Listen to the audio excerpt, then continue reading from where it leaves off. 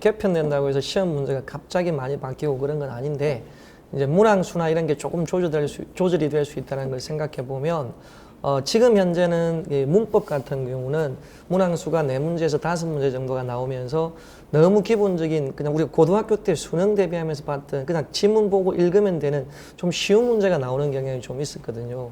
근데 이제 예전에는 약간 난도가 있는 그런 문제가 좀 나왔단 말이죠.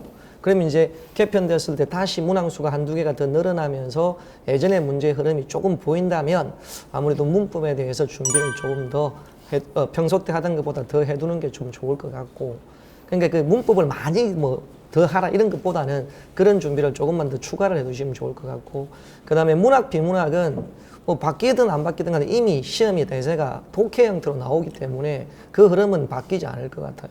그래서 뭐 예전처럼 정말 뭐 십몇 년 전에 혹은 예전에 있었던 서울시 시험 문제처럼 작가 연기라고 이런 것들은 시험 문제는 없거든요. 그런 건 보면 안 되고요. 그래서 독해하는 형태. 그럴 때는 뭐 배경 지식보다는 뭐 문제 유형이라든가 뭐 밑에 나오는 어휘라든가 이런 걸 중심으로 독해하는 스타일을 갖다 연습을 해야 된단 말이에요.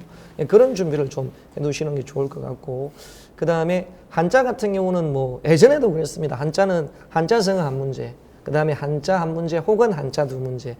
그러다가 이제 시험 문제가 계속 통합되고 하다 보니까 어디에 뭐 어떤 직렬에서는 이게 쓰이고 이런 게 없어지니까 그냥 보편적으로 한자성어 한 문제, 한자 한 문제 그런 식으로 보편적으로 나오니까 지금하고 그렇게 많이 다르지는 않을 텐데, 그래도 아무래도 한자 하면 좀 불편하잖아요. 우리 문자도 아니고. 그래서 제가 항상 수업할 때, 한자 수업할 때는 그렇게 많은 시간을 들여서 오랫동안 공부를 하라고 하지 않아요.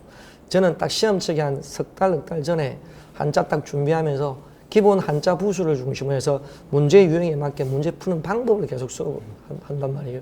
그러면 결국은 지문 속에서 나오는 문맥의 뜻을 가지고 볼 텐데 그 뜻은 결국 부수에서부터 출발해요. 그래서 한자는 처음 할 때 다른 것보다는 그냥 부수 연습만 계속 꾸준히 하세요. 그러다가 시험 한 몇 달 전에 그냥 문제 풀어가면서 연습을 하는 그런 방법을 취하면 좋을 것 같습니다. 한자는 어차피 뜻글자거든요. 뜻글자인데 예를 들어서 1000개의 한자만 가지고도 어휘를 만들면 무한대의 어휘가 나와요. 그걸 어떻게 공부를 하겠습니까? 그렇게 공부는 힘들고, 그러니까 문제의 유형에 맞게 문맥 나오고 그 안에 한자를 물어보면 부수를 중심으로 찾아가는 연습을 하는 게 좋을 것 같아요. 그러니까 너무 오래 시간을 많이 투자하지 마세요. 아니 1년 공부한 사람도 한자 어렵다, 2년 공부한 한자는 어렵다. 저는 예전에 그런 경우도 있었어요. 한 10년 동안 할아버지한테 한화 공부를 배웠대요. 근데 공무원 시험 주보니까 한자를 못 풀겠더라고요. 그런 거거든요, 한자가. 그런 거에 대해서 너무 시간을 많이 투자하지는 말라.